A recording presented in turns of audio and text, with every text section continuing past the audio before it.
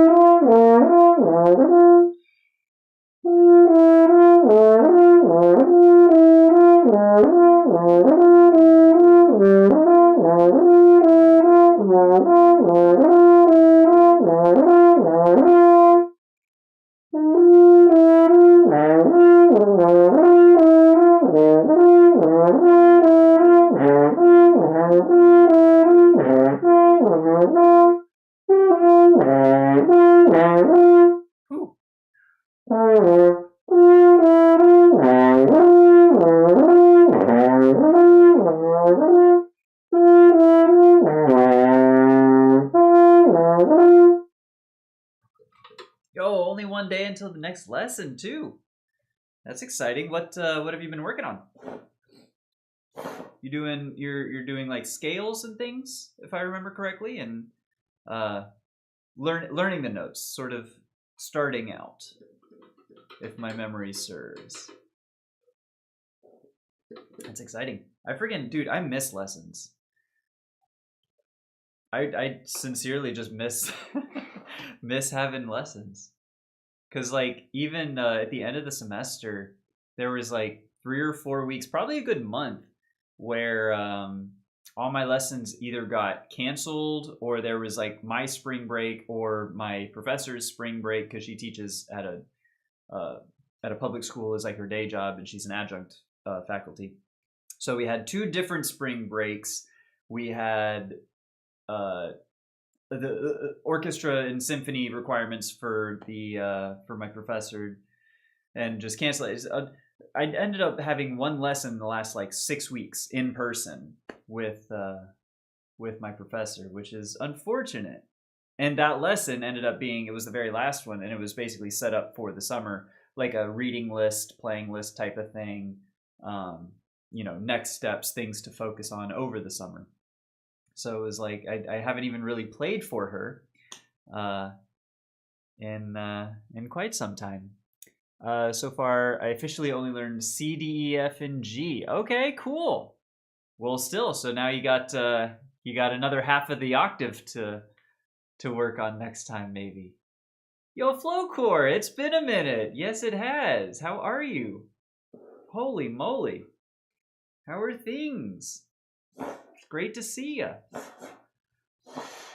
Stick around. I've been working on this little bluesy, jazzy piece a little bit. We might be able to break out some jazz here later on.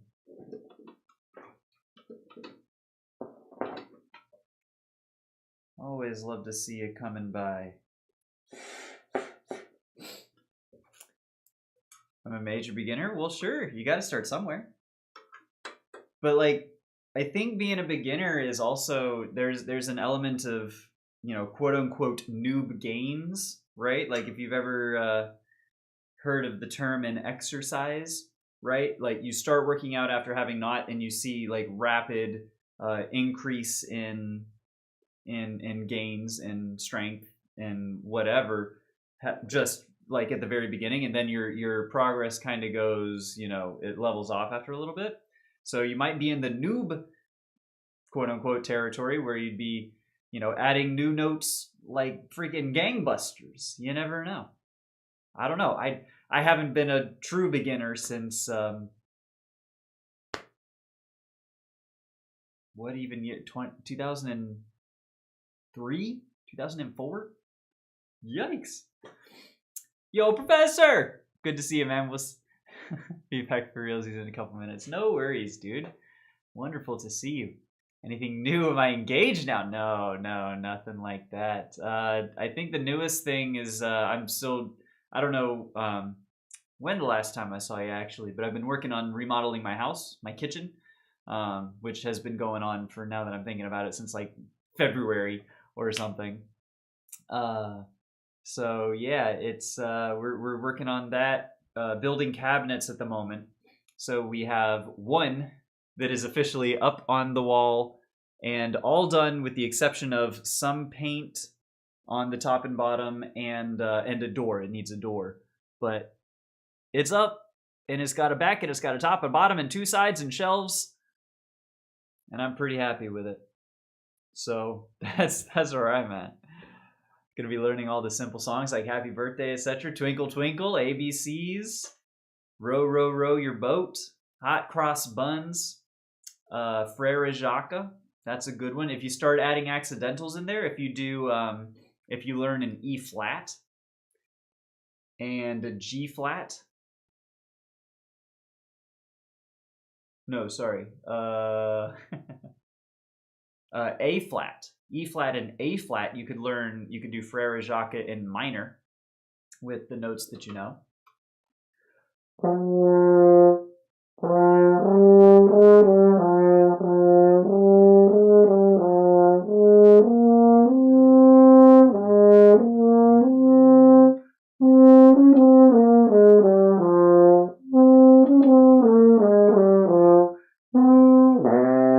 Well, and then you have to drop down the octave for the ding dang dong, but Frere Jacques is a good one. That's basically Mahler.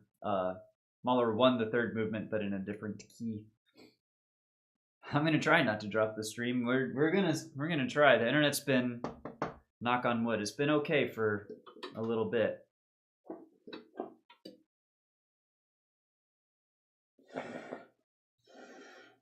The Ode to Joy as well. That's another tune you could do. As soon as I heard the C, I got flashbacks from last lesson. Hopefully not like Vietnam flashbacks. And it's funny, like I can kind of, because I've been playing, and I play the first note that I play like every day, and every time I sit down is I start on a concert F, a middle C there. I can kind of hear it just ambiently. Like I don't have perfect pitch or anything, but I can kind of just like, from muscle memory, hear what a C is supposed to be.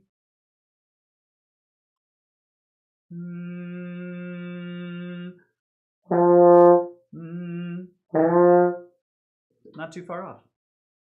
And I did already like just play something with it, but you did do the Ode to Joy. Okay. It was the last thing I did in the lesson. Hell yeah.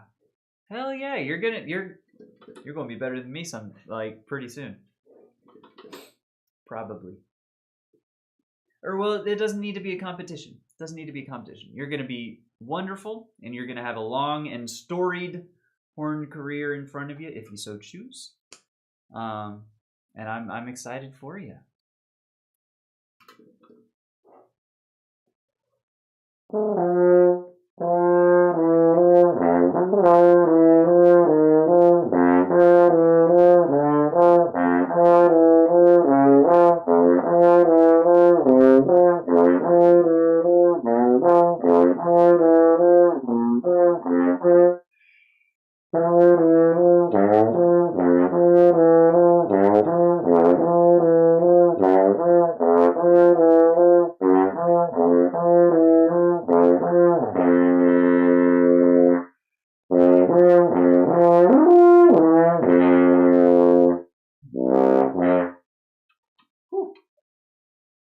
That was a little tricky.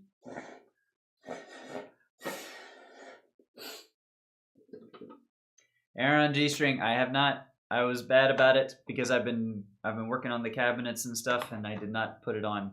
I apologize. Watashi wa. That is my bad. It's still on my list. It's still on my list for when I get to the music. Because yesterday I watched there was the Adam Neely video. I put that on when I was eating lunch, and then I got to work and I put on something different for while I was working on cabinets. So I do apologize. I haven't gotten to it yet, but it's still on the to-do. Yo, Vanks! What's up, my friend? How are you? Good to see ya.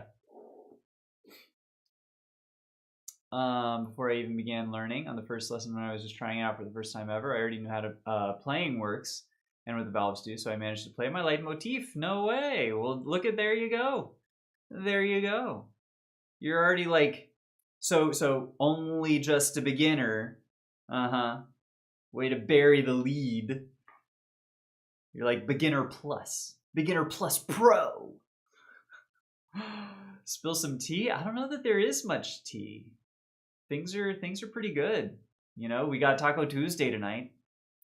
Me and my girlfriend we frequent a place that's right down the road. They have literally, my friends, 99-cent tacos. In this, the year of our Lord 2026, they have 99-cent tacos, and they are dope as fuck. Like, yesterday on Mondays, they have $5 burritos. Oh my god, So we go yesterday for the first time on a Monday because they have a burrito special. $5 for pretty giant burrito, doused in queso and enchilada sauce and all kinds of avocado sour cream. Absolutely phenomenal. Little did we know it was also Mariachi Monday. So that was freaking cool. We had a whole mariachi band doing some like Herb Alpert stuff. They did, La Cucaracha, Happy Birthday, Ring of Fire. Like, it was pretty freaking cool. Did you say only streamed on Monday and Friday? Maybe. So that's what I think the schedule is going to be in the fall. When classes start up, I think Tuesday, Wednesday, and Thursday are going to be pretty booked, and I'm not going to be able to stream once classes start in like August or so. For the next 2 months, we're going to be Monday through Friday. I apologize for the confusion, but you got more of me. I apologize that we get to spend more time together. This is in the wrong key, but still, but absolutely, but still. That is absolutely. Just the fact, that's because that is transposition. You're already, even if you're not actively, consciously being like, okay, well, I'm in this key and I need to move it to this one. You are actively, intuitively transposing your leitmotif into the key and the notes that you know. That's an incredible skill. That is not to be minimized, we'll say. And in fact, I would say to celebrate. Just like we should co-prosh today. We should co-prosh and we should do maybe... We've been working on number 18. Let's do number 18 and work it up nice. Maybe even with a metronome. Oh God. Did I miss the tea? Not really. You missed Mariachi Monday. We went to the taco place yesterday because they had a burrito special. This is the TLDR. And it was Mariachi Monday. So they were doing Tijuana brass stuff. They did Happy Birthday, La Cucaracha, because, some kid, I guess, requested La Cucaracha and all kinds. So there was just like mariachi going on while we're having burritos and chips and salsa. It was dope as hell. And we're going back for tacos tonight. Oh my God, I love this place. I absolutely love this restaurant. It's unreal. Focus on my face. And I get to say that it was the first melody thing that I played on the horn if we exclude stuff like standalone notes. And I would. Yeah, so the first tune you played, right? The first coherent melody. Absolutely. Absolutely. I think mine was hot cross buns. So that's kind of lame. But you know, that's history. Can't rewrite it just because it's kind of lame.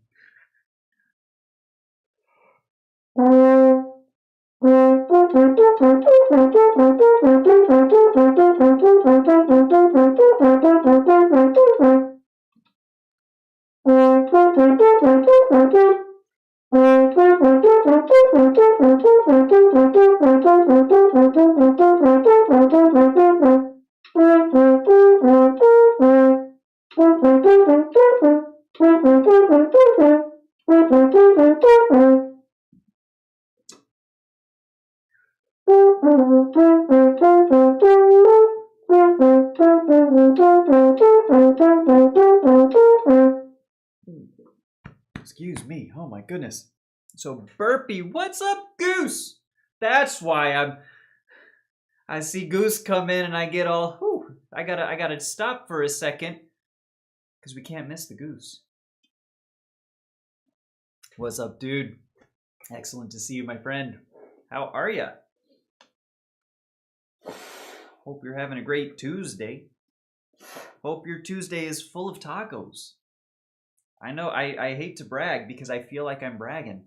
My Tuesday is going to be full of tacos. I'm just so excited for it. Like literally, my girlfriend left for work this morning, and it's like, you know, we kiss and she goes to the door and we say, you know, love you, drive safe, and then we both exclaim and cheer, tacos tonight, yeah, woo, we're so excited. Like that's the day.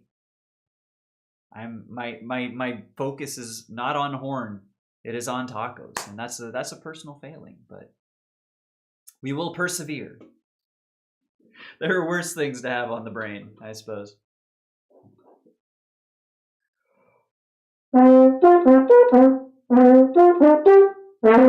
Oh my god.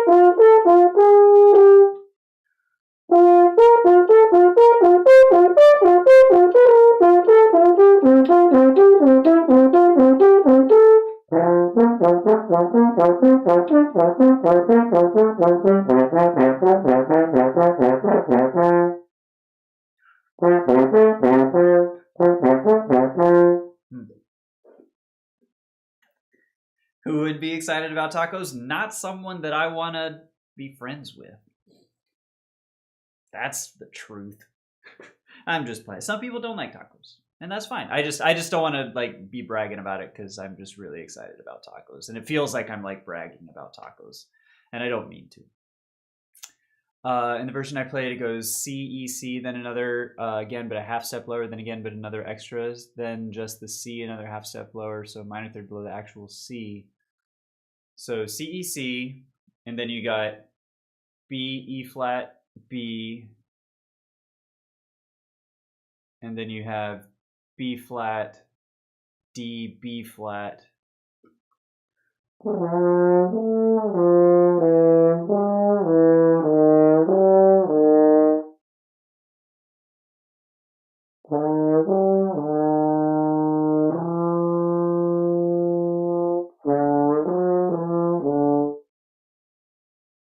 Just the C. C, E, C.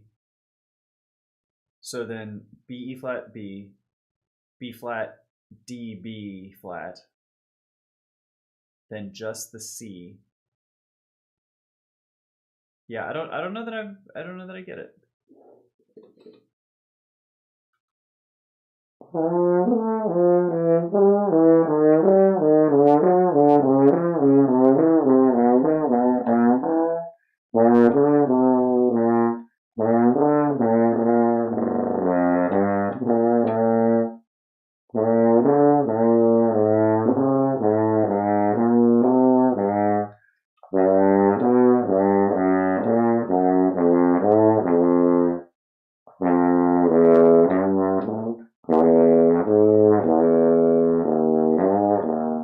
All right.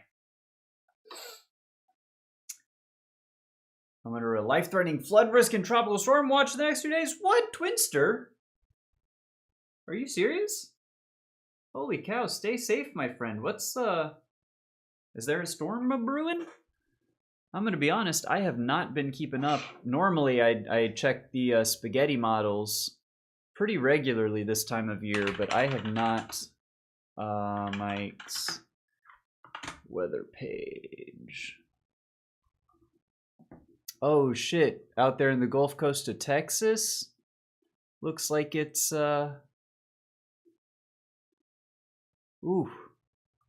it's already flooding in my city. Holy cow, my friend! Be safe. I know, and especially out there along, if you're in Texas with the power grid thing, I know it gets fucky whenever it's cold. But yeah, that's no joke. Spaghetti models aren't yet out yet, but it's more of a flood risk than anything else. Oh, okay. So it's not this. What is this one? Potential tropical cyclone 1. It's not even named. Oh, I gotcha. Yikes.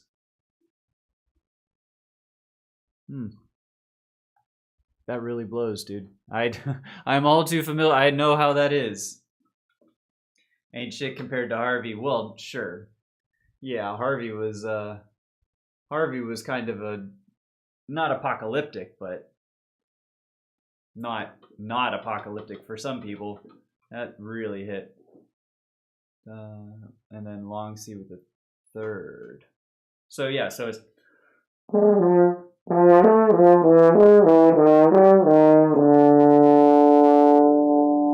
oh, so you just hold down the A.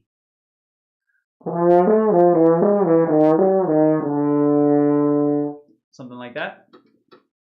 Because that's also that pattern is how I do some of my exercises for like harmonic series. When I do, it's you follow the same pattern. So it's horn in F is open, horn in E is 2, horn in E flat is 1, horn in D is 1 and 2 or 3, horn in D flat is 2, 3, horn in C is 1 and 3, horn in B basso is 1, 2, 3. So what you can do is you basically do the same sort of exercises on all of them, and you go through all the horns, as it were. So like.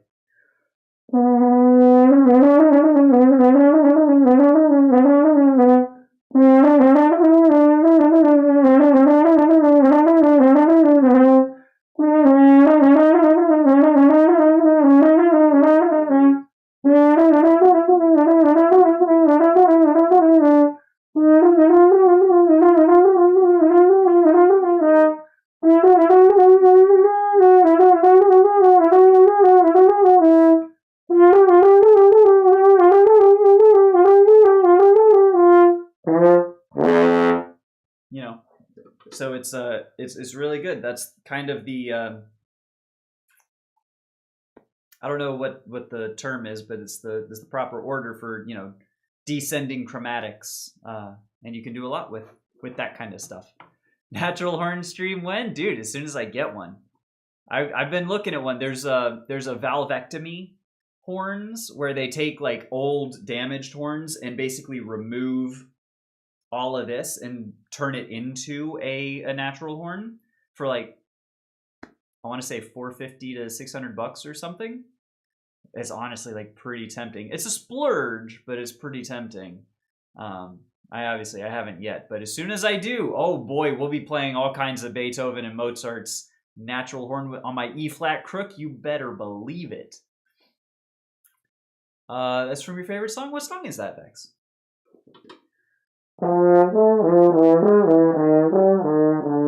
It almost sounds like a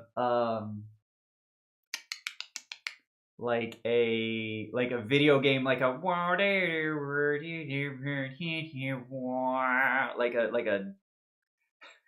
like a you lost the fight kind of song is the first thing that comes to my mind. I know it's not.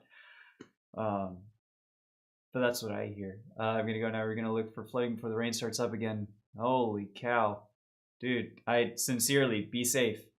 That shit is no joke, especially like, you know, when you're flooding and you're starting to get that sends a shiver down my spine.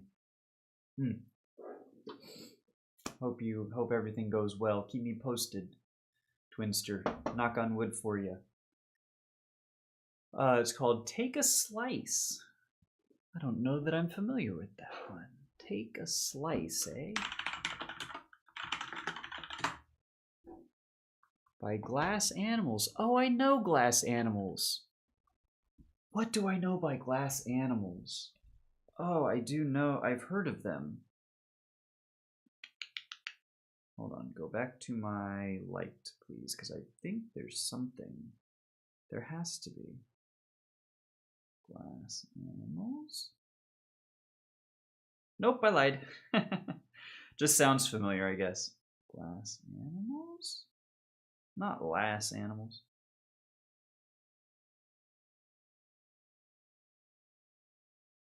I don't think I know them. Well, cool. Now I got someone else to listen to. I'm gonna put it on the list, and I've got a bunch on the list. That is true, and I'm going to get to them. I promise. It just takes me a minute. Staying on the highways, which are elevated. Okay, good. Yes. Late nights in the middle of June, heat waves been freaking me out, dude. In here where we're at in Florida, I don't know how it is in out there. I assume Texas, Louisiana's Gulf Coast. But when we get heat waves and then the storms come in, so we get periods of drought, like pretty crazy. And then it'll get hot and crazy, and then the storms roll in, and it's the heat lightning is it's gorgeous, but it's also really kind of terrifying. And the original song is in the key of G sharp Phrygian dominant. Oh my god. G sharp Phrygian dominant. So G sharp Phrygian. Hold on. Phrygian is 3. So G sharp being 3 would be E. So it's the key of E starting on G sharp, and then the dominant of G sharp would be D sharp. So it's the key of E starting on D sharp. I don't know. That's crazy. That's a song by Glass. Oh, that was the song by Glass Animals. Well, then that just went whoop right over my head. What's your favorite fruit? Because I'm eating jackfruit. Yo, okay. Favorite fruit. It's hard to argue with a properly ripe pineapple.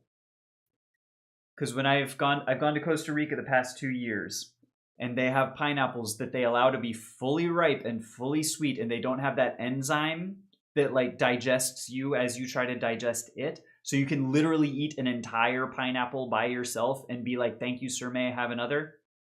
I think a properly ripened pineapple is probably my favorite. Hell yeah. G sharp Phrygian dominant concert pitch. Oh yeah, I wasn't even trying to transpose anything into that. I probably got it wrong. Heat lightning is a myth, according to multiple meteorologists. It's just lightning you see from storms that are semi-distant. Well, but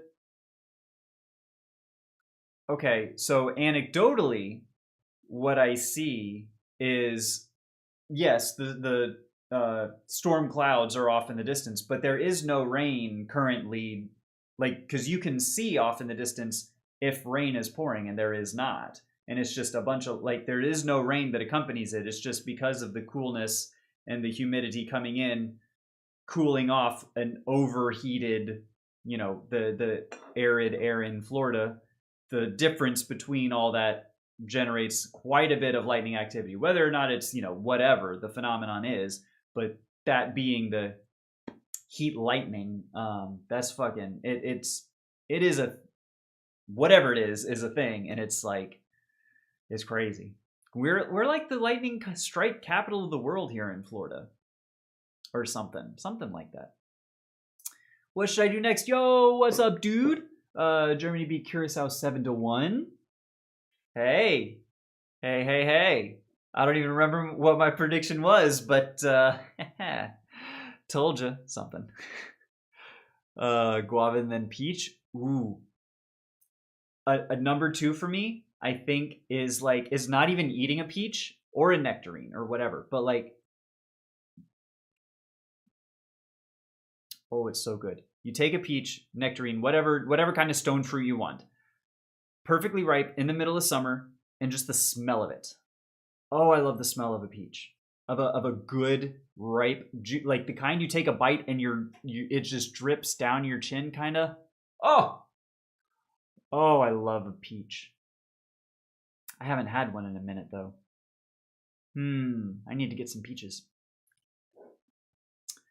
As a proud Filipino, I'm perfectly ripe mango. Love a good. I don't know that I've had one like properly pure, like well ripened mangoes. Not like I have with a pineapple, but dude, I love a good mango too. That's like, also it's hard to find a fruit that I don't enjoy. Like honestly, grapes are kind of low tier for me. They're usually sour. The mushy ones are like not fun. And they're a pain in the ass to eat. I don't know. My cousin lives in the U.S. He's in Atlanta, Georgia. Yo, no way. I know it. I know hot Atlanta. I don't like Atlanta very much because normally I'm just driving through it. The airport's a mess, but it's a good part of the country. You know, there's a lot to do out there. Of course, I go with either B major, B flat major, A major, G sharp major in the background with the melody. So the melody's always using the root and third of the current chord. What? So you have B major, B flat major, A major, and G sharp major in the key. That is absurd. I've got to listen to that song. I am intrigued. Get a Filipino Carabao mango. They're ranked sweetest in the earth. Dude, if I can, I'd be surprised if we have any around here, but hell yeah. Flash flood warning? My guy. Seek higher ground. This is you're scaring me, my friend. Because this is not a joke situation or like a light situation. This is real. This is life and death. People die in floods. I don't have my tuner on. Gotta have my tuner on or else I don't get credit for practicing.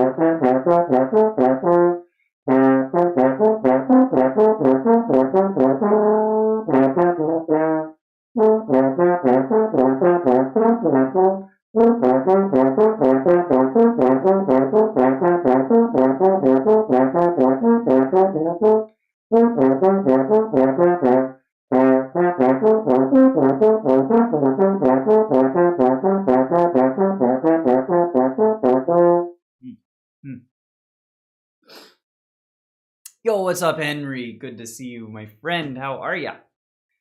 Hope you're having a good Tuesday. Key of the song is kind of hard to explain because it starts in just G sharp minor, but from chorus onward it becomes kind of chromatic. Yeah, I mean, it sounds like it's really, I don't want to say like post key, but it sounds like if you've got B major, B flat major, A major, G sharp, like whatever the B major, B flat major, A major, and G sharp major, that is just a chromatic line. That doesn't fit, I don't think, into any real key. So it might, and there was a video that I posted to Discord. Traversary recommended. It was the Adam Neely video about music theory and sort of, well, the whole point was rooting it around to white supremacy. But the start of it was at least calling music theory is a bit of a misnomer because it's not really the theory of music. It's the theory of 18th century European harmonic tendencies, or whatever is it, the harmonic tendencies of 18th century white Europeans type thing. So like the way we think of and teach and learn and frame music inherently is through that lens, and maybe that lens is not super maybe not super descriptive for such a piece that has such, you know, whatever. Traversary, what's up, dude? Good to see you. I watched that video. We were just talking about that video, as a matter of fact. How you doing? Good to see you. It fits mostly in G sharp Phrygian dominant because of the major 1 and major 2 flat, major flat 2. G sharp, and then with the A major. Yeah, still weird as hell though. Still weird as hell though. It's considerable damage. 5 inches in 1 hour. Phone's going on. Twinster. Seriously, I feel like this is not. I don't know. I hope you're doing okay. I hope you're staying safe. But you're scaring me a little bit, dude. I was intrigued and enthralled throughout. I had never thought of. I had thought of before. What kind of, like, how do other cultures learn music theory? Because like I had always thought, you know, in Indian music, Middle Eastern music, empire, if you're around, talking about Arabic music, and you know they sent me some Middle Eastern, I think Iranian music to listen to, and I'm thinking, how does this fit in with the music theory that I know? And it doesn't. It inherently just kind of doesn't. And so that seed had been planted not too long ago, and then that video sort of expands upon that, and it's like, no, this is 18th century white European music theory. It's not music theory. There's all kinds of music theories, and you know, getting into how it relates to, you know, critical race theory and you know, the fucking Ben Shapiro part. Oh my god, my music theorist father who went to music school, and it was just, you know, infuriating. But that Shanker dude, the more I learn about that Shanker dude, the less I care for him. He seems to be a bit of a knob, I would say. But it was very interesting. I really enjoyed it. I put it. I went ahead and linked it in my Discord, so the other people can look at it readily if they so choose. And yeah, no, it was incredible. I'm gonna have to look at more of Adam Neely's stuff. He seems well researched, well spoken, pretty based. Still at home, ain't going nowhere. My area didn't flood too much, but the main flood is to the north. Well, but the water runs south, so you're like right in the... Which, that is a joke, but...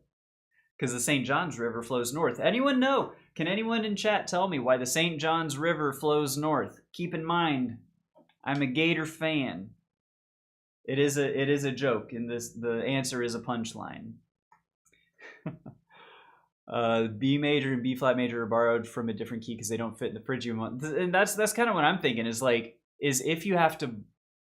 If it's so integral to a piece, and I haven't heard I don't know the song in question, but if you're borrowing so much from a key, does that key really describe the thing? You know, I'm just kind of thinking out loud.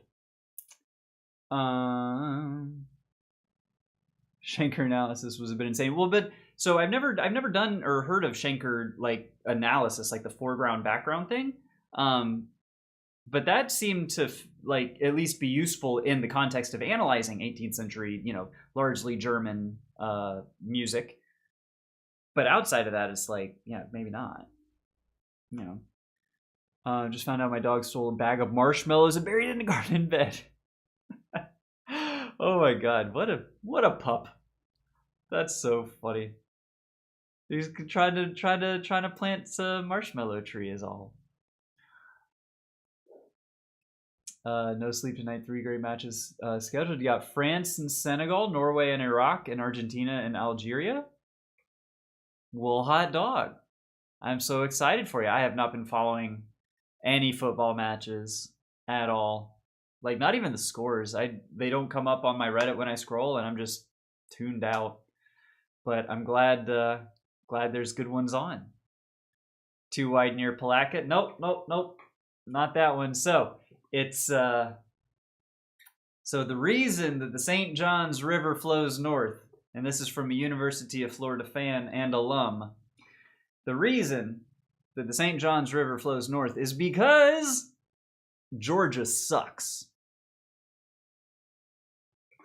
That's all there is to it. Sorry for still bringing it up. The song is very important to me. I listen to it daily, and I put a lot of research into it. No apologies necessary. It sounds very interesting. I'm trying to discuss it, or have like I appreciate the insights that you have. For me, wholly unfamiliar with it, it's like, well, damn, that seems crazy just hearing about it. Not even having listened to it yet. So I'm excited to listen to it with all this, context and the things to listen out for. It's going to be fun. I'm excited for it. No apologies necessary for bringing up something that is important to you, something that you are knowledgeable about. That's the kind of stuff that I want y'all to share with me. I want y'all to teach me the stuff that you know, because otherwise, like, what are we here for? What are we doing? That's the kind of, like, I love that. That excites me. That's why I like doing this.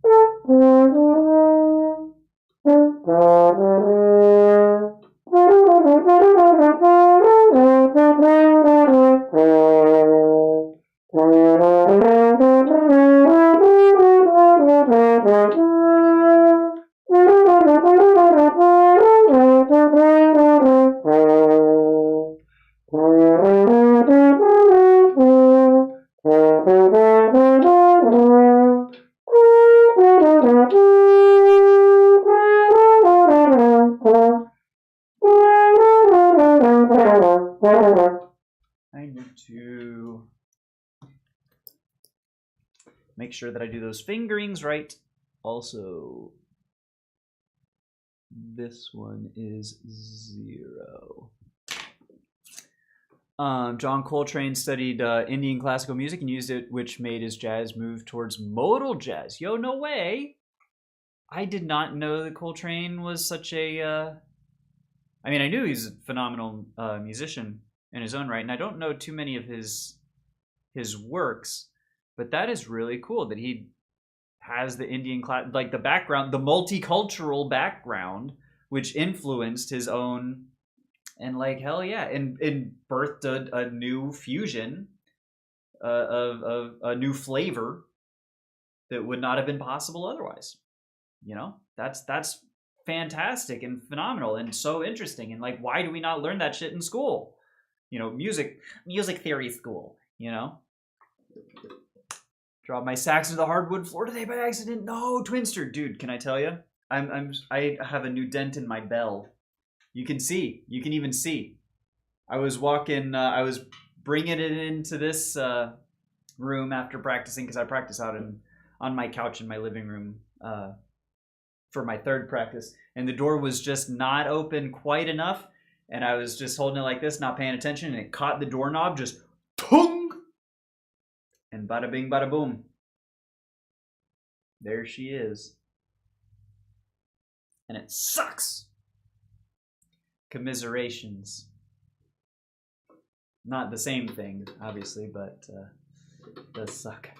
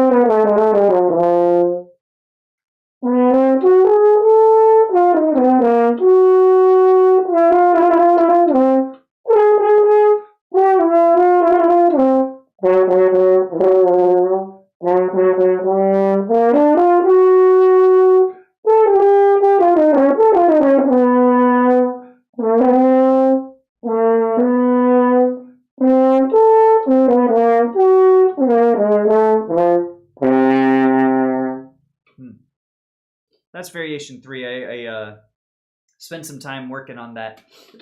Variations 3 and 5 and 4 last night, and I think they're kind of in a good place.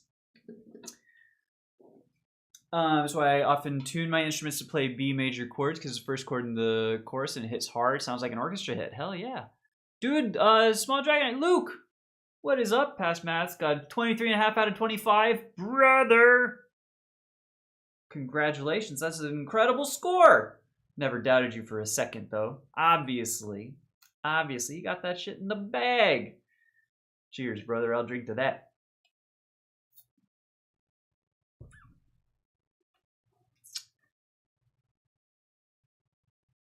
Got 16, though, in Hindi. Is that passing? If it passes, then excellent. Fuck yeah, dude. A 9 is pass? Out of 25? Really? Well, okay. There you go. So you had plenty of room to spare. Come on. Hell yeah, dude. That's so exciting.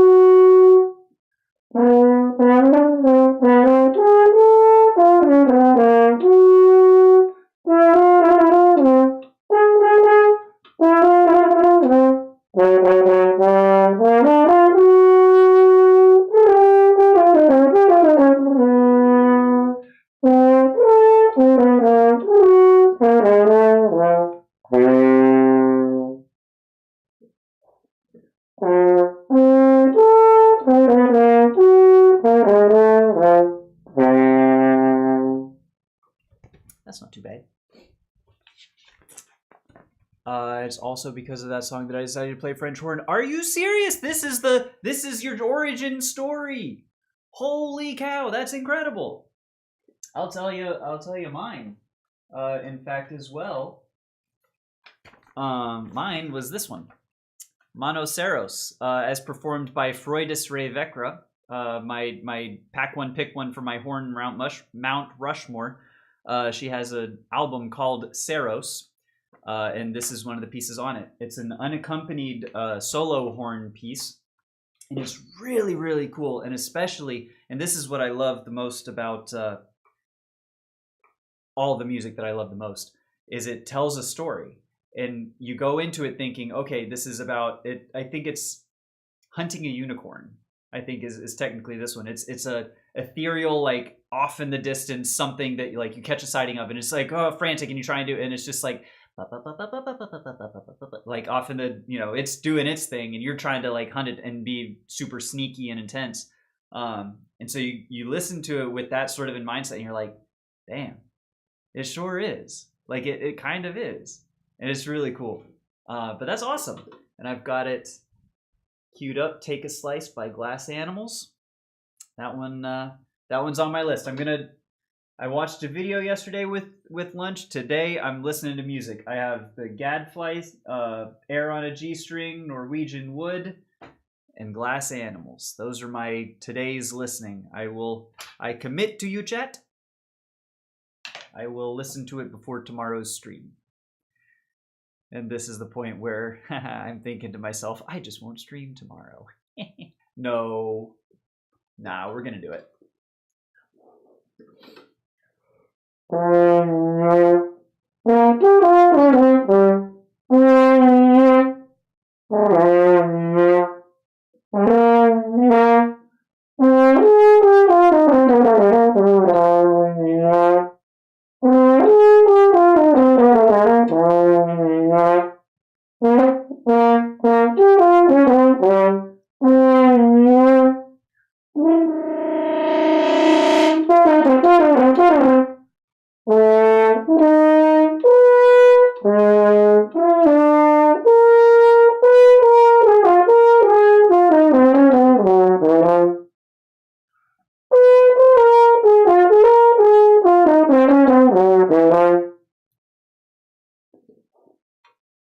That's a cool variation.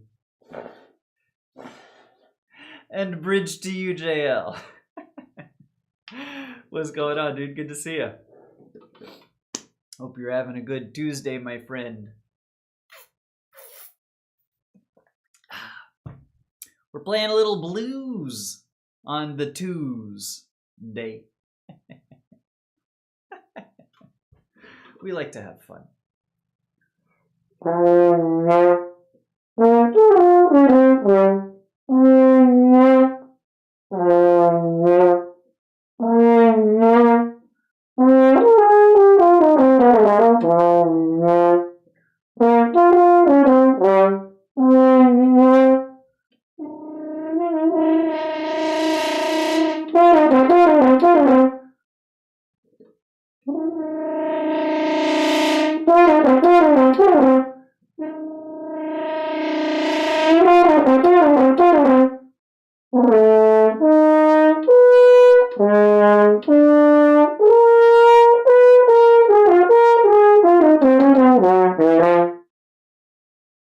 That was it. Oh, excuse me. That was it. That was a good one. Ooh, I like that. Variation 5 I don't quite have as well as the others, but maybe a little bit. When I listened to it for the first time, it changed my life forever. Made me go attend a symphonic orchestra, and I heard the horns there in person. It was the last straw that made me apply to art school. Hey, dude, that's so cool. I love hearing like inspiration stories like that. That's so inspired. Not, you know, to use the definition or the word in the definition, that is so inspiring to me to hear, you know, the things that inspire y'all. That's incredible. Sincerely, that's freaking awesome. I didn't have my tuner on. I don't think I had the same kind of experience with horns because I just kind of was handed a horn and was like, here, play this. But like, I'm so glad that I chose horn over, not to anything against bassoons. My choices were horn or bassoon. I feel like I made the right choice. This is all I'm gonna say, because like, it's something about it. Every time you have the big epic, like think Mahler, right? How much horn goes on in the big Mahlers, in movie soundtracks, in game soundtracks. Anytime you have anything, it's the horns carrying the entire ensemble to bring that to give that epic really some body. And this is why I'm not disparaging. Like, bassoons are wonderful in their own right. But like when Star Wars, you know, everyone's tutti and playing full, and it's like, you know, you don't hear the bassoons carrying the orchestra is all. Old school cartoons have bassoons everywhere. Yeah. Well, and that's what I mean. There's a time and a place, and they have a perfect, like, you know, the perfect timbre and temperament for. I could totally see old school cartoons, like a Tom and Jerry, just like a sneaky, like, you know, even just, you know, little what is, I just listened, that's not Mussorgsky, right? That's who does the Sorcerer's Apprentice? Is that Dukas? Is that Dukas as well? Triangle that carries the ensemble. It rings out above everything. You can hear a triangle over the entire ensemble. It pierces through. There's something, you might be onto something there, Traversary. I don't know. A very wise and learned individual, that Traversary. They on some shit. Hell yeah. It could be.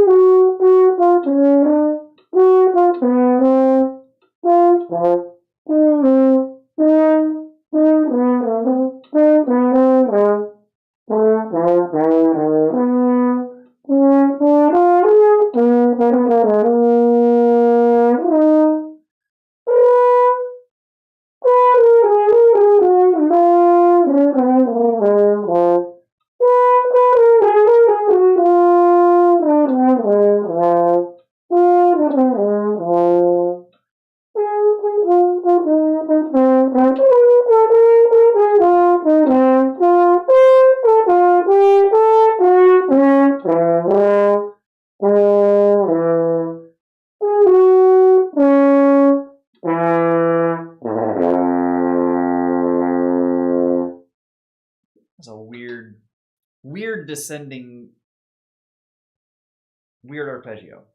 After the short call inserted in there, just the thing.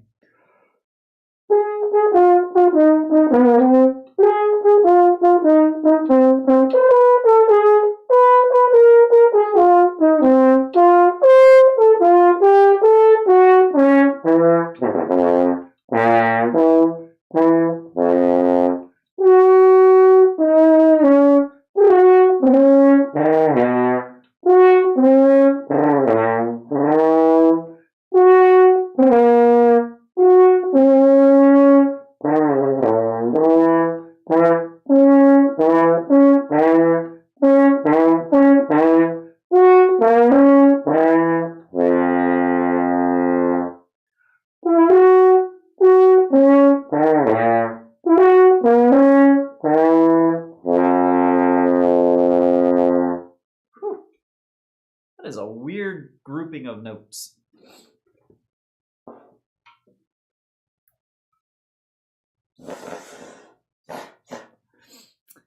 To me, horn was always this big, royal, dramatic, ethereal instrument that I thought I would never touch, and singing in person for the first time felt surreal.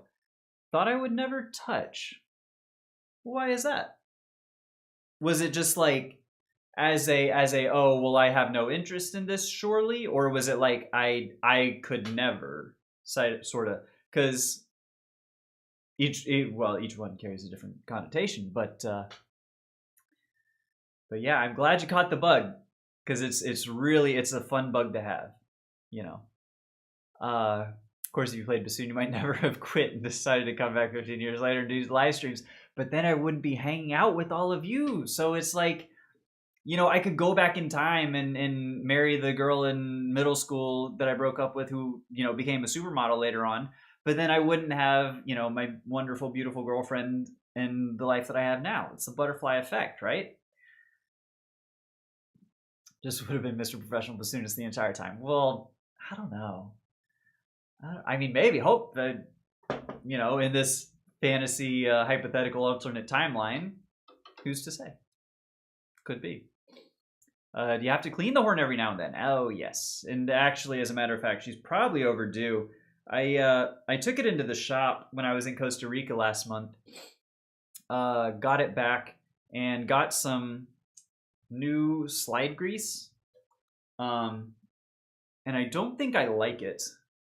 I was running out of my other one, but you can see kind of on my first valve here, there's some gunk building up on this slide right in there, and that just comes from the moisture inside, sometimes the valve oil, rotor oil, mixing with the slide grease and stuff, and it breaks it down and sort of.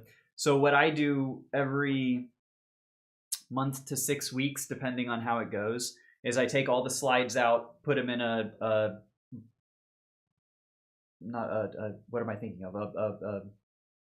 basin, a thing of hot soapy water, essentially. Let them sit there for a minute. Light scrubbing. I've got a special like snake cleaner brush thing that does it, and I let them, you know, air dry. Then I just lube them up and put them back in, and it takes, you know, an hour of like basically idle time. Like you're just sitting there and just washing a thing and putting some slide grease on a thing, and it's, you know, it's not really that big of a deal. I find it quite cathartic and enjoyable. In fact, do a French horn cleaning video. You know, it's not a bad idea. Maybe once I have my kitchen done to where I have a place to do it, that might be something. That might be fun. You know, just as a little, hey, here's just, this is what I do, and it seems to work for me. The problem is I don't know if I'm like, I can't imagine I'd be doing anything wrong, or like that's bad advice, but I would hate to give bad advice, is kind of my thing, you know. I could never touch meant like, in a way, only in my dreams. Well, let me tell you, my friend, don't let your dreams just be dreams, and you're not. And that's the beauty of it. You never know. Never say never, right? Because now you are. And now it's awesome. Clean in the bathtub? You can. You can clean in the bathtub, and I have before. I don't like giving the whole, like the body of the horn a bath too often, because I'm scared that water's going to get trapped in the rotors specifically and cause rust or corrosion. That would be only if the rotors felt significantly bad and I couldn't take it into the shop for any period of time. And even then, I would hesitate, just because I would rather have it serviced professionally, just in case anything goes wrong. But you absolutely can. And if like for a trumpet, for example, I've definitely given my trumpet a bath. My old trumpet that I used to have, I gave that a bath, you know, on the regular, because it didn't have the rotors quite as, and you could, you know, blow it out, dry it out a little easier than this thing. So when I do maintain, it's usually just the slides periodically, and then I take it into the shop to get the rotors serviced every year. Probably is good enough. Then just make sure that you have your rotor oils, your slide grease, your thicker rotor oils, because you've got, or key oils and rotor oils, because you've got the ones that go inside the rotors, which are supposed to be much lighter, and then the ones for the caps and the linkages and stuff that's a little thicker and just allows it to move smoothly, but isn't as thin as the interior ones that make them go fast. So there's just a couple things to think of, but really on the whole, it's not all that much. If you want, I can send you updates or progress on my custom instrument on Discord. Yes, please. Yes, absolutely. I absolutely want to know how that thing comes along. My intrigue has not stopped peaking, for the record. I have been nothing but fascinated from yesterday. That has not worn off. Hell yes, I would love to. I would love to be kept apprised of your progress.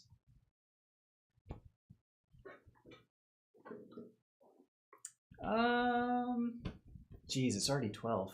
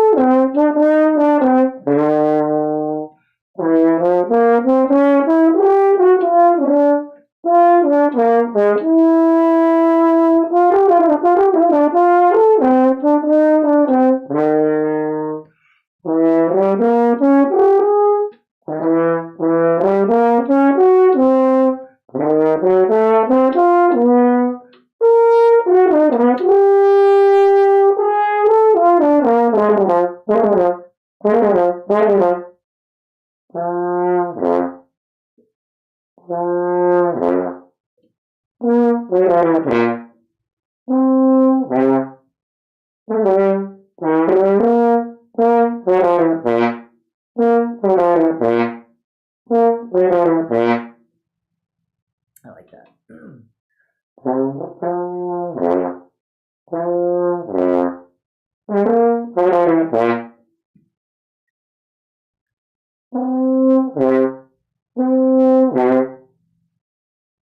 Not to mention, that's just a good exercise for doing octave slurs. If you do them and you start soft and then crescendo on your way down, the bottom note really pops in, and you get a lot more security on them. When I do arpeggios descending for my warm-ups, I like to do a crescendo as I go down, because it kind of wakes up my bottom range, breaks them in a little bit. There's some talk for low range horn that the notes have to be broken in a little bit, like you would a baseball glove or a pair of shoes, right? And I kind of, there's something to that. I find that when I blast down low and I play super loud and like big, my lips just kind of are like, okay, so that's how we need to do to make this note, and then you can back off. But like, it's really hard to go in the reverse, where you play it softly and then you get it big, if that makes sense. Or at least I haven't found that to be as useful for making progress. For me, for the way my mouth and jaw structure is at. Yo, what's up, dude? What do you think the chances are of you checking out my channel? Well, I can on. Are you talking Twitch or YouTube? If you send me a whisper, with the link, and I can on YouTube. Okay, Luke12985. I will check it out probably after stream and after I listen to my music. Let me see. 12985.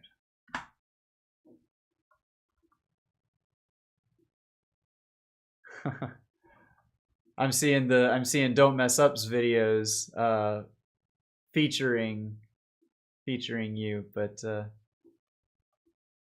yeah, hell yeah. I gotcha.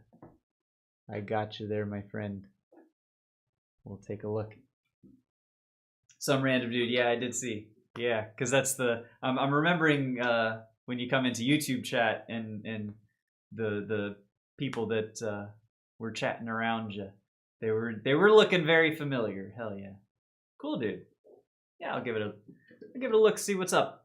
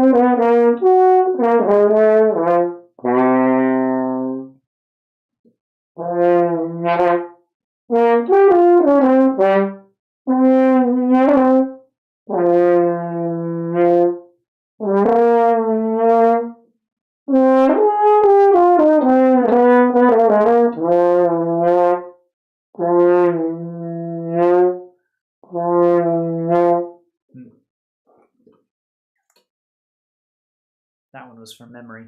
All right, we're probably good on the blues today. That was some good. I feel like we made good progress on it yesterday, and it feels like they have largely stuck, which is good. It doesn't always happen that way. I still have variation 5 in the very, very ending to go through, a little bit deeper. It is so funny to me though. This one bar, this one here that says eroico, which is heroic. It's the title, by the way. Eroico is the title of Beethoven's Third Symphony, the Heroic Symphony, and the tune is exactly. Where is my? I have it printed out. Siegfried, the long call. So if you'll notice, that bar is note for note that bar. It's literally the same. And that I always find funny. That David Amram just put one bar of Wagner in his bluesy tribute to Thelonious Monk. It's very interesting. There's not much, just one pipe. Kind of busy, so I might do something on weekends, and on summer break I will have plenty of time. Well, that's totally fine. As progress is made, and as you make, as you get it more fleshed out and stuff, please by all means keep me posted. That sounds like that's the exact kind of thing that I want to be kept posted on. As progress comes, it's not like there's, I'm not expecting updates every week on the hour, kind of, but as it happens, absolutely.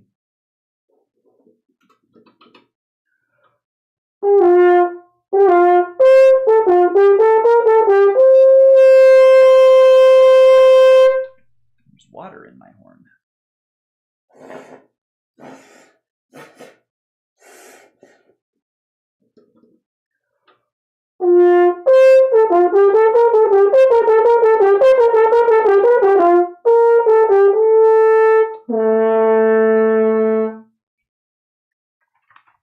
I don't remember the long call now that I think of it.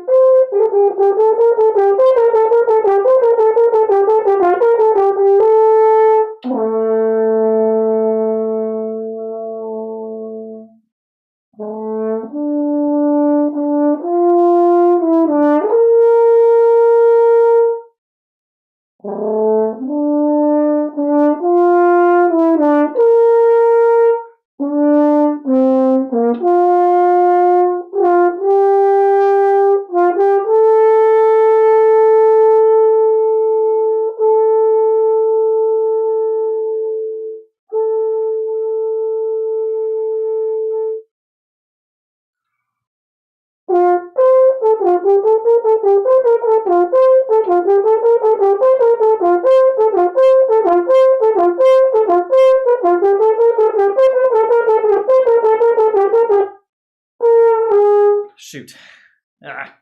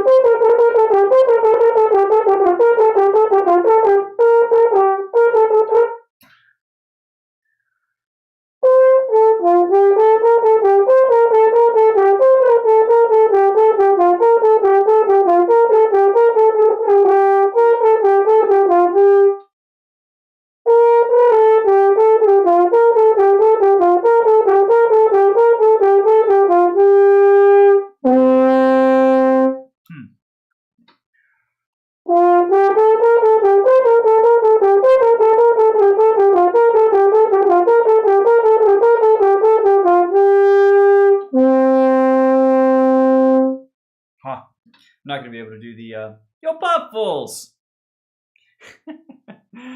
Heard Paint talking smack. They were talking smack just yesterday. You're not wrong. How you doing? Thank you for the reminders. Hope you're doing well. How's your racing? How's your running? How's that going along? You still meeting your times? Winning your graded races? How many notes at once should I do, Vex? How many notes at once? Boy, howdy, that is the question, isn't it?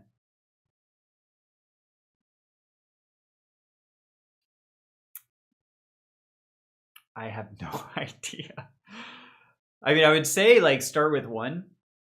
You know, maybe see if you can get one to do as you like what you want it to do, and maybe do another one or two after that, like a proof of concept. But or maybe do 5 and strap them, like wrap them all together and see what happens. I have no idea.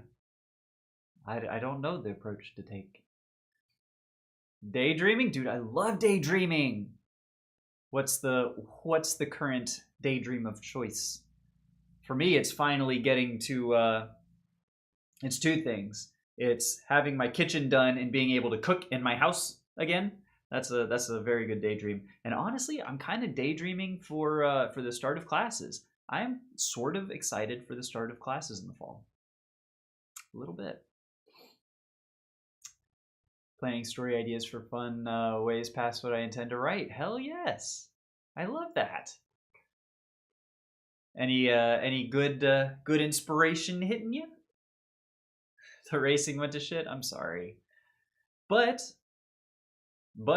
maybe the ending racing, whatever. But you can always start a new run, right? And start from the beginning again and track your improvement and do better this time. Just saying. More sounds better, but needs more air, so can't sustain as long. That's a great point. That is definitely true. And it's because if I'm remembering correctly, this is one that's like, it's a chord with itself. It's mostly like a sustained sort of thing. And you're not going to have like a reservoir for like a bagpipes where you fill up the bag and then just blow. Because you could do something like that. Have it be a drone, like not a drone, but a chord producer with an inflatable something, and then you can, you know, have a timbre that's not as oppressive and assaulting on the ears as a bagpipe. Basically, bagpipe plus, but that's, you know, that's a whole, probably not the same kind of thing, anyways. Planned a scenario where the Doctor loses ownership of the TARDIS to mere mortals. I think it follows the lore, unless my logic's off, which it might be. Well, to be fair, I'm pretty sure the Doctor Whooniverse's own logic internally is somewhat inconsistent. You know, there was the whole thing with Donna where she couldn't ever, like, I don't know. Donna was always a tricky one. And then there was Rose. She was gone, and then she came back, and then it was like, I stopped. I watched through the end of Capaldi. No, I got to the first couple episodes with Bill as the companion. I watched through Clara's ending. I haven't seen Jodie Whittaker, and I have not seen, I cannot remember his name, the new one, but I for me, Matt Smith is like the end for me. It's like Capaldi's fine, and I love Clara in the way that she plays her role, but Matt Smith, Tennant is the perfect Doctor for me. Tennant is quintessentially the Doctor. He is the perfect mix of deadly serious, been around for 1 billion years and would wipe out your civilization without thinking twice, and also whimsy. Matt Smith is a little too far on the whimsy side. Eccleston's a little too far on the I've seen some shit and I could end your entire species kind of a vibe. Tennant nails it right in the middle for me. I like a scenario where the Doctor enters his own TARDIS and doesn't own it anymore. Haven't they done that? Not to like mortals, but didn't the Master take over the TARDIS once? Or was he always trying to? I feel like the Master got his hands on the TARDIS one time.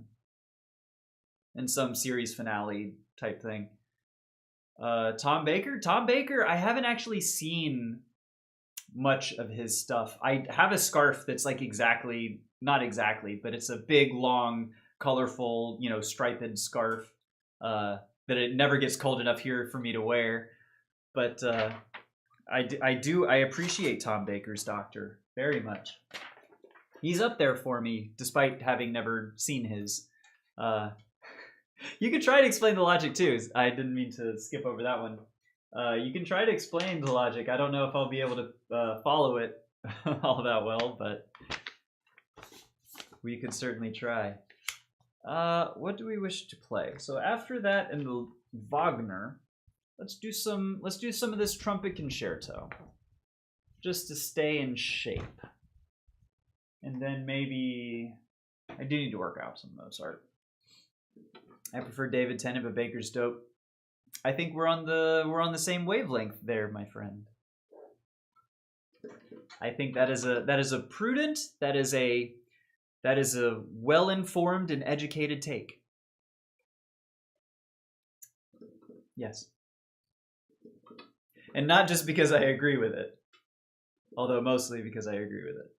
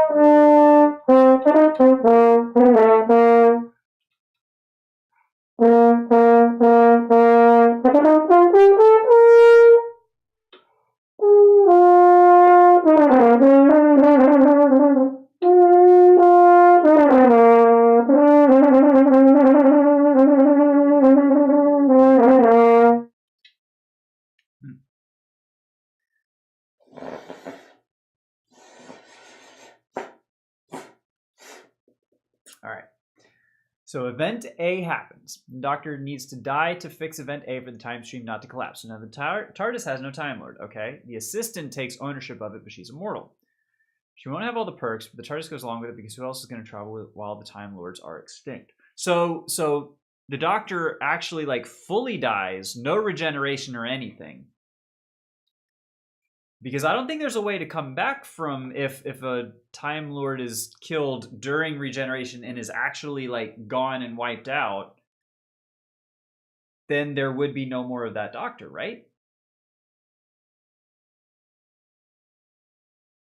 Yo, what's up, Mdor? Good to see you. Hope you're having a good day. Enjoy the lurk. Hope you're doing well with the Discord Symphony as well. I'm saying well a lot and as well, but shout out to the Discord Symphony if anyone is interested in collaborating or anything. Mdor in Twitch chat, there's a Discord for the Discord Symphony. They've got a couple projects going on, and I'm sure they'd love to have you. Check it out. Hit him up if you want to learn more. Can't really think of a good way to arrange the parts of the instruments in a cool looking way. That's true. That is of paramount importance too.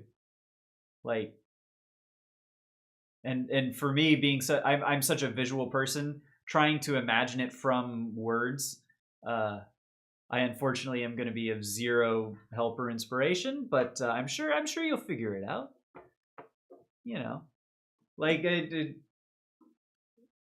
look at the instrument I play. You want to talk about arranging in a cool looking way? This thing is like as backwards, literally as backwards as you possibly could be. Okay, so then event B happens. To fix it, they need to go back before event A to get the Time Lord. Okay, because the only way to fix it is Big Bang, rewrite the universe, which only the Time Lord can do. So the Time Lord makes it so event A and B doesn't happen. The assistant is still there, owning it. Okay, so after every, so I see what I think I see what you mean. Is that there is a cataclysm. Doctor dies, gives temporary control to the assistant. Then they go back, they solve the cataclysm, Doctor comes back, but the TARDIS still recognizes the assistant as the owner, not the Doctor. Which I think would just be a major malfunction in the TARDIS at that point, because I don't think they would, unless it was like a Donna situation where Donna stared in the time vortex and became like half Time Lord herself or something. Maybe you could have something there. But I don't think there would have to be some reason that the TARDIS would not recognize the Doctor. That's very interesting, though.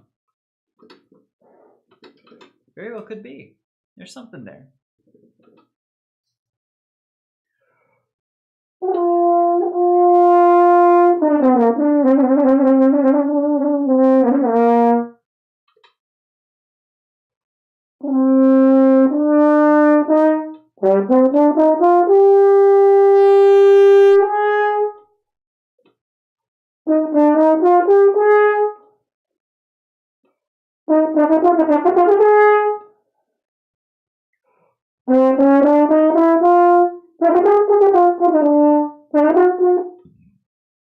Excuse me.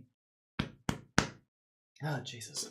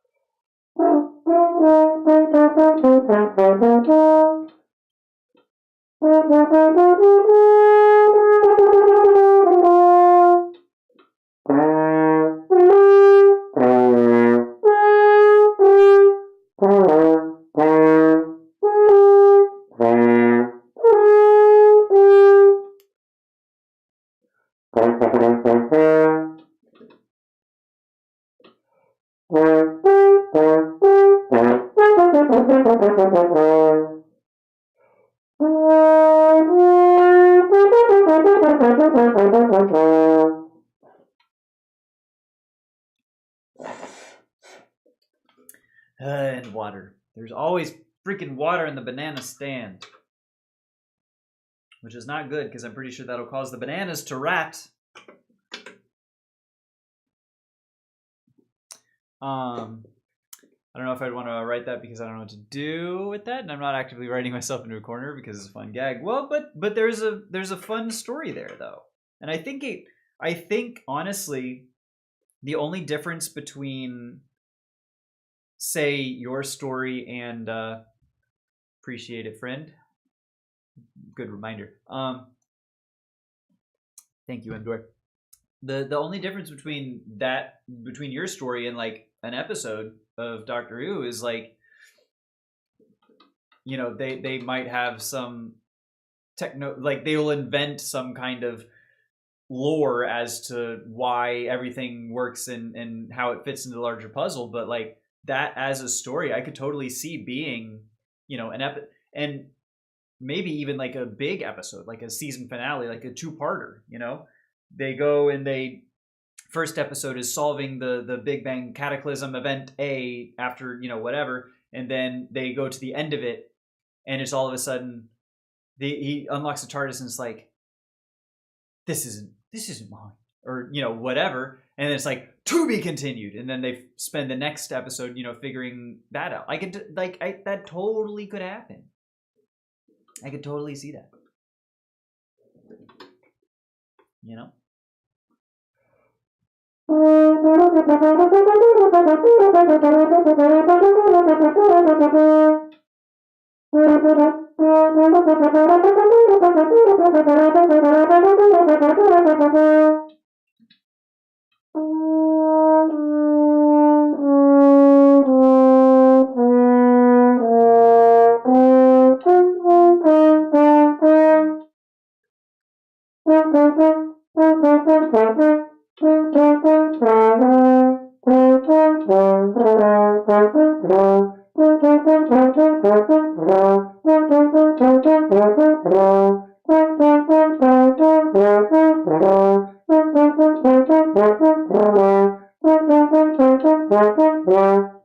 That was better. Might draw some sketch and try to figure it out. If you have one that you're happy with, if you come up with a sketch that you're happy with, Vex, I would love to see, just so that, like, for my own, because I still can't picture, I think, what you're talking about, or what you're aiming for with the instrument as a whole.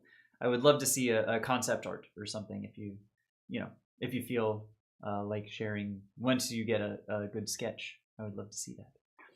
It would be funny if it was linked, so he gets perks, the other doesn't, but the owner is seen as the owner, so the TARDIS only listens to the world. That's what I mean. And that could, like, you could have all kinds of banter, and like the Doctor trying to do something, and like the TARDIS doesn't do it, and he just like has a scowl and looks over, and then the companion goes and is like, hey, TARDIS could do this, and then he's just like gets so pissed off because the TARDIS isn't listening. Like there's comedy gold to be mined there. Being downgraded to the companion himself.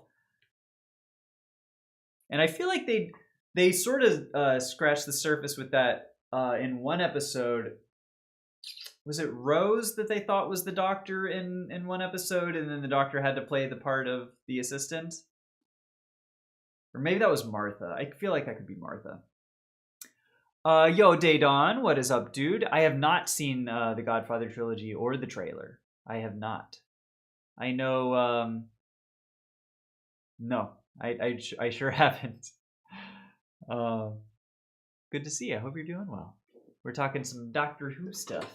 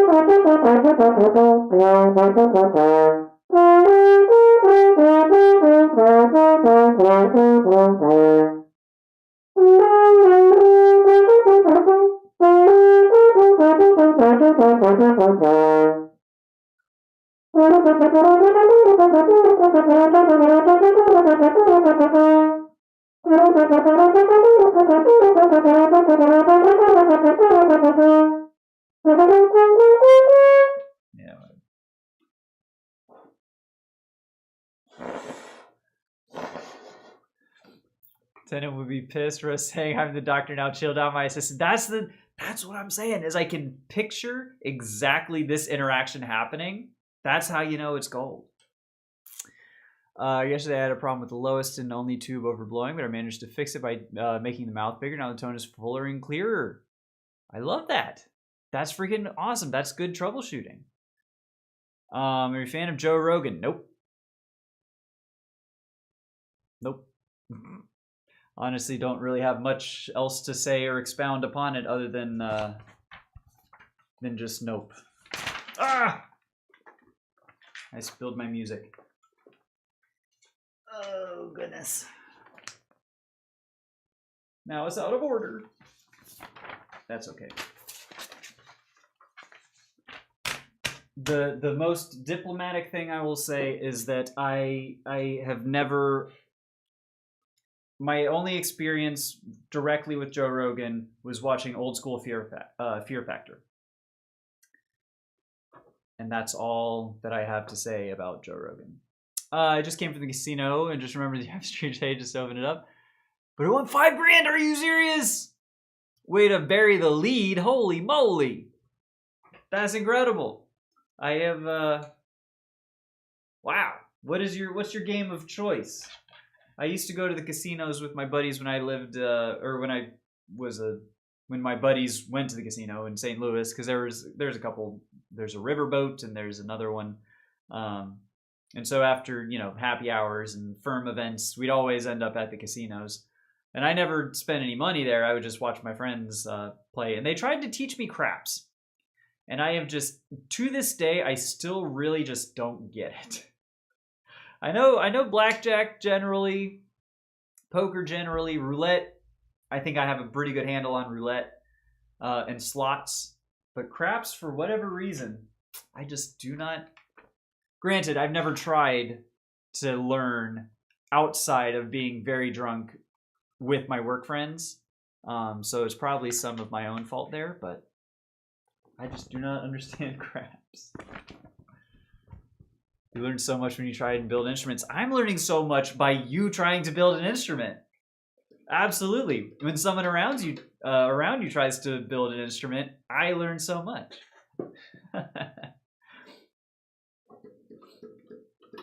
Pennies for Pondbird. Yes. Give me all of your 33 cents. I am hungry. I want your pennies.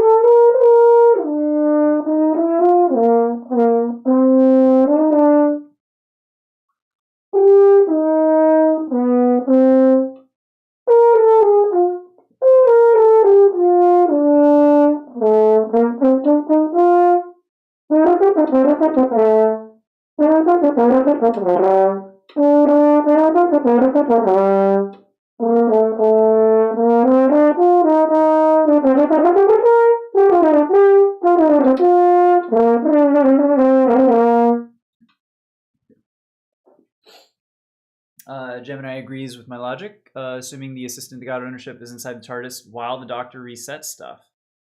The event that led to her owning it would never have happened, but the TARDIS remembers what didn't happen, so she's owner is the logic. You know, honestly, I kind of get it. That does make sense. And yeah, actually. It starts to sound like Kingdom Hearts.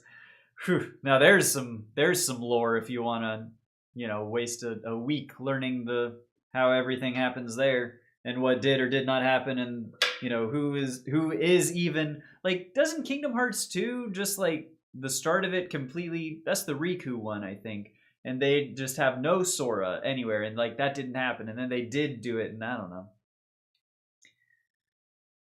Oh man.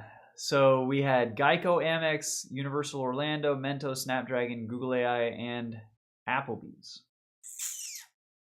Boy howdy, that's a who's who of shit I don't really care about. Especially, like, I honestly, I know I have some Snapdragons growing out in my sweet potato bed. But I don't know what Snapdragon the company is, and I don't, you know what? I'm not going to look it up. I don't care to look it up. I'm not going to do that. I'm not going to give them traffic based on running ads on my channel from me. No shot. Send your recording. Yes, awesome. Thank you. Can't wait. Kingdom Hearts, they give a book, a computer virus. Is that real? Is print not safe from the internet? That seems odd. But then again, Kingdom Hearts logic, I guess anything is fair game.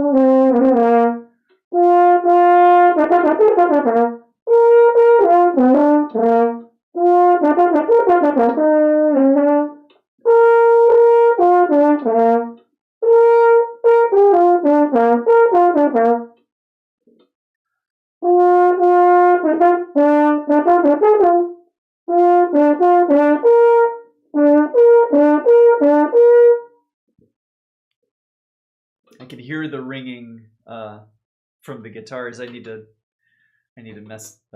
mess those up. I was gonna say mess with them.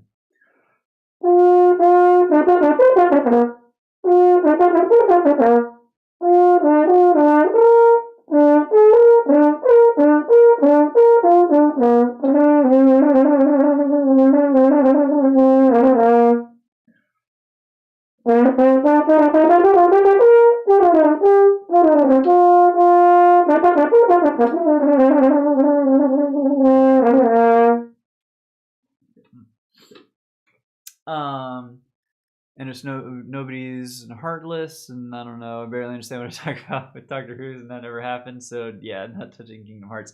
I don't blame you. I don't blame you. It seems pretty convoluted, even at the best of times.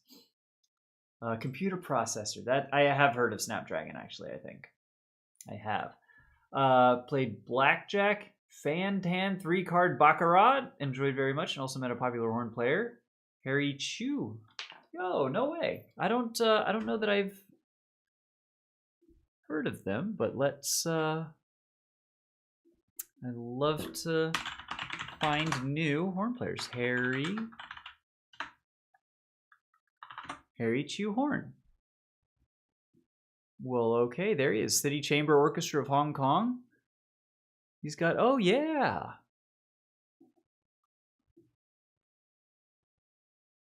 Holy cow. This dude is very accomplished. Absolutely. He's got some videos with the City Chamber Orchestra of Hong Kong. He's got Mozart 3. Ooh, I'm going to have to look at some of his stuff. What a small world. What a small world. Holy cow. You can also see a picture of the tube there, even though it's not that interesting. I think that is a very interesting. Let me see.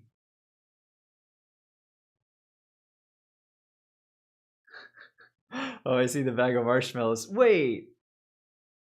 You're telling me the bag of marshmallows is inside the fence or the chicken wire here? Or no, that's a different picture. That's so funny. Okay, let me see.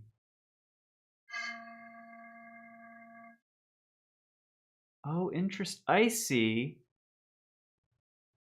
So it's okay. Interesting. So which tube was sounding there? Cause yeah, I saw the large pipe. But you're saying that was not what the sound was. Okay, Puffles.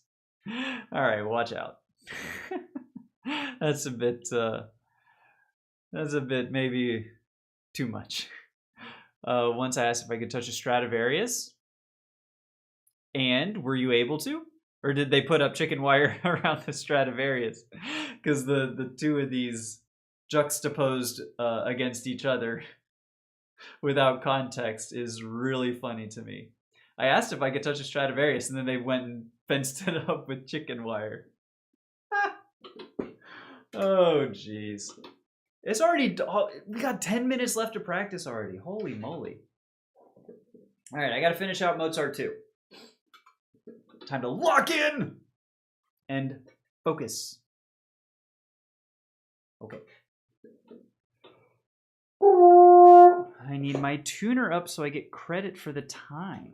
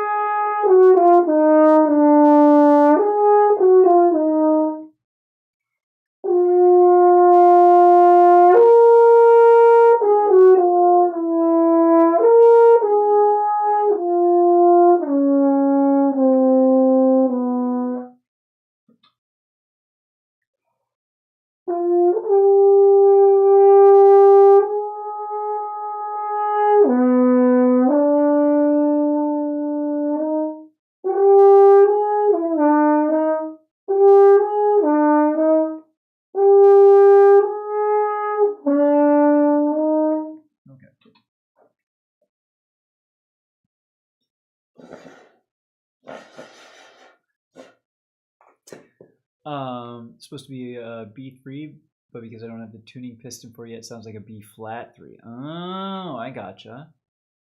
Well, still, so that's good. So you got room to correct, which I think is where you want to be anyways. You don't want it to be like perfectly in tune without it, because then there's no like adjustment the other way, right? Someone came and played a Stradivarius at church. I went up after to take a look at it. It was within 3 feet of it. It was not going to miss a once-in-a-lifetime opportunity, so I asked if I could touch it. It's only a $3 million rate. Yeah, dude. Yeah. Holy cow. That must have been that sounds like a serious, I mean, geez. Holy cow. We never, but I grew up going to church. You know, I have since fallen out. But we never had anyone come in to play, like, anything, let alone a freaking Stradivarius. Oh my god, that's freaking cool. I don't know that I've ever been in that close of proximity to such a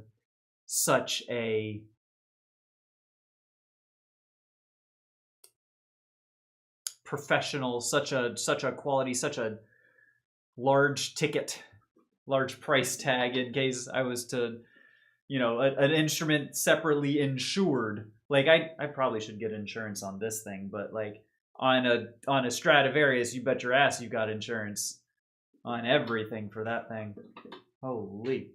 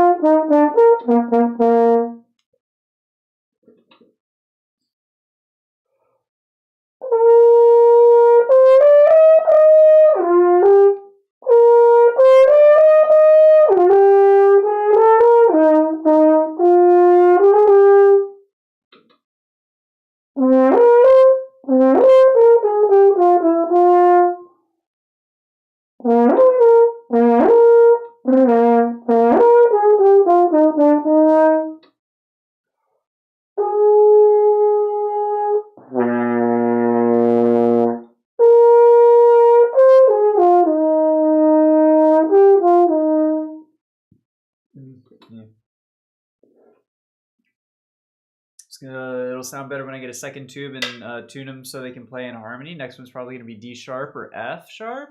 So you got B and D sharp and F sharp. Yeah. Oh, that's going to be so nice. Ooh, it's going to be like buttery, because I like the timbre. It is sort of it's not at all whistly like I was thinking. That is really cool. It's going to be really cool, dude. Vex, sorry, dude, too many dudes. I grew up on Good Burger. You know, I'm a dude, he's a dude, she's a dude, because we're all dudes. It's just part of my in my lexicon, and I apologize, but that is going to be really, really cool, and I'm very excited for the progress.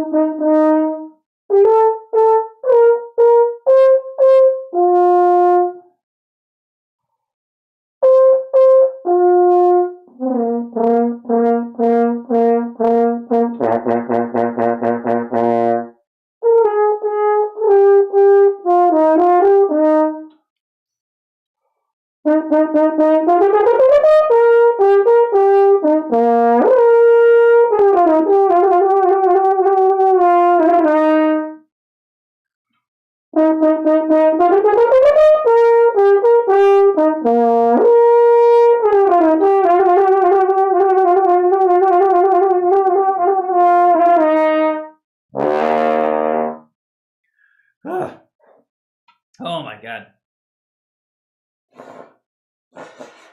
That ending was rough. But to be fair, in my defense, it is the end of practice, and I am kind of fatigued and not focused.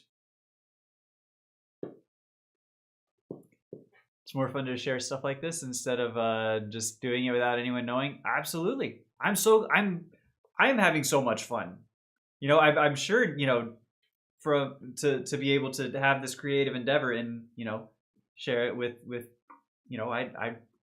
I'm excited for it. I'm sure chat and everyone in the Discord is just as excited and wants to see the progress as well.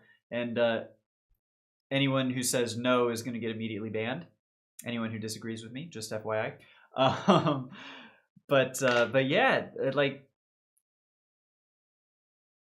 that's not the kind of thing. Like I would be bursting if I was in your shoes. I would be bursting to try and tell everyone that I met ever about this super cool thing. Yeah, like I would be striking up conversations at the grocery store, being like, I'm inventing a new musical instrument. And I don't talk to people at the grocery store. I barely talk to the cashiers at the grocery store. I am a self-checkout kind of person. I do not, but I would be stopping people, be like, I have this new instrument. So I get that. I feel ya. Oh goodness. Technically the stream timer just hit 2 hours, but that's not as fun. While we're in Mozart 2, third movement, just a hair, just a touch.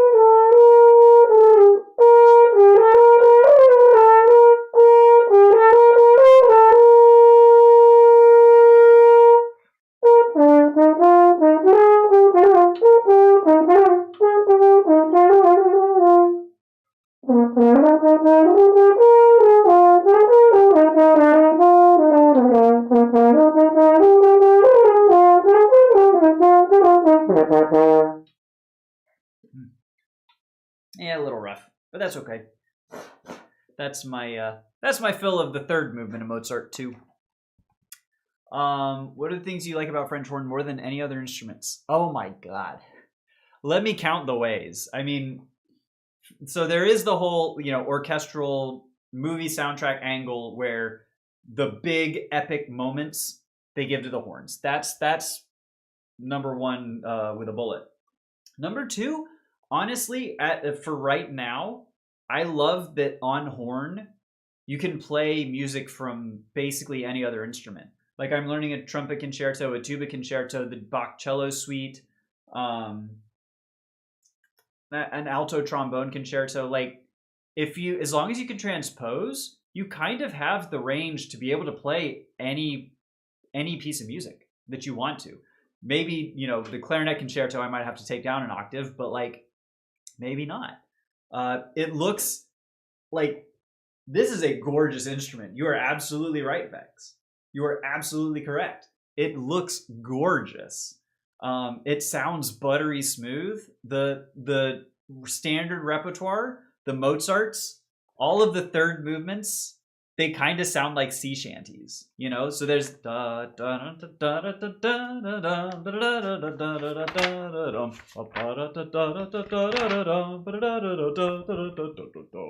you could picture them all because they're in this sort of 6/8 pattern. This is number 3.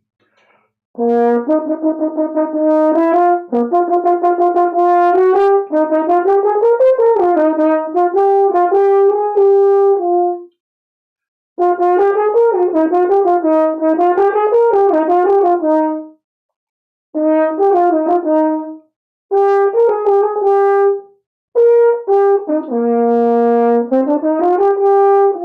know, they're so the early works that you get exposed to are really fun. The Strauss is a really, really good one. You can do jazz. You know, I used to think that French horn was like one of the only real like non-jazzy, non-bluesy kind of instruments, but that is not even true. You can play like it transcends genre and really instrumentation. You can kind of do anything with it. If you just take the time to work it out and play. You can have a super specialized high horn player, the Barry Tuckwells, the Philip Farkases, the whoever else. You can have super specialized low horn players, Denise Tryon, Sarah Willis, any of the greats. I think Fergus McWilliam the low horn for Berlin. I forget, but like the range is so vast. I think it's behind tuba as one of the largest ranges in the instrument world. Like there's so much extended technique that you can do as well. There are lip trills, which don't exist outside of some other brass, but only when they get blazingly high because of where it sits on the harmonic series. You can have stopped and you have a built-in wah-wah. Like there's so much that you can do. If there's a really epic, if you've got like Mahler 6 or something, you get to stand, you get to do bells up. If you've never played bells up, oh my god, you are missing out, because that is like crack to a hornist, is when you're able to just lay it all out and boom, that's the good shit. Man, and it's just fun to play. Honestly, I have my 3 practice sessions a day. I go to bed being like, I can't wait to wake up so that I can play my horn first thing as soon as I wake up. I brush my teeth, but then I sit down and I play horn essentially. So it might just be my own brain that, for me personally, I love it. I just love it. I don't know. My favorite comedy movie. Oh my goodness.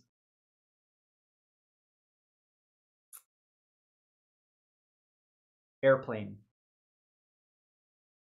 from 1981, I think. Either 1981 or 1984, starring Leslie Nielsen. I can never remember the 2 main actors, but it also has Beau Bridges. Beau Bridges is the Bridges that I couldn't remember the other day. I was thinking of Jeff. Beau is his father. Is in Airplane, and just an absolute gold mine. If you've never seen it before, it's PG rated, but that was before ratings went beyond PG. So like, I think it would be rated R nowadays, because there is like a 3-second clip where a topless woman runs across the frame and only her breasts are visible, and then she runs along, and that's the end of the joke. Like, it's anyways. But it is such a good movie. I think, Professor, weren't we talking about that's when I discovered I had a drinking problem? It's just so good. There's so many. It's so quotable. Highly recommend Airplane if you've never seen it. The sequel, it's a sequel. I think I've seen it once, and it hasn't really stuck with me. But 1980. Oh, so I knew it was early 80s. I thought 81, but 1980 also sounds right. I think that would be it for me for comedy movies. And that is a good segue, because it's now past 1 o'clock and it's now time for me to go get some lunch. So I'm going to go and do that. And I think we're going to call it for stream today. Thank y'all for hanging out so much. I say it every day, but y'all make this practice so much fun every single day, and I look forward to it. To be able to hang out with y'all and see the progress on the amazing things y'all are doing, and hear about the amazing wins in the casinos and the instruments being invented and the Doctor Who, stories being come up with, and all this, and everything that y'all got going on, and the wonderful test scores. Oh my God, y'all are incredible. Sincerely. But I'm very hungry, and I also got to pee. So that'll be it for today, and we'll see you for practice tomorrow. See y'all later. Bye. Taco Tuesday. Oh my God, tacos.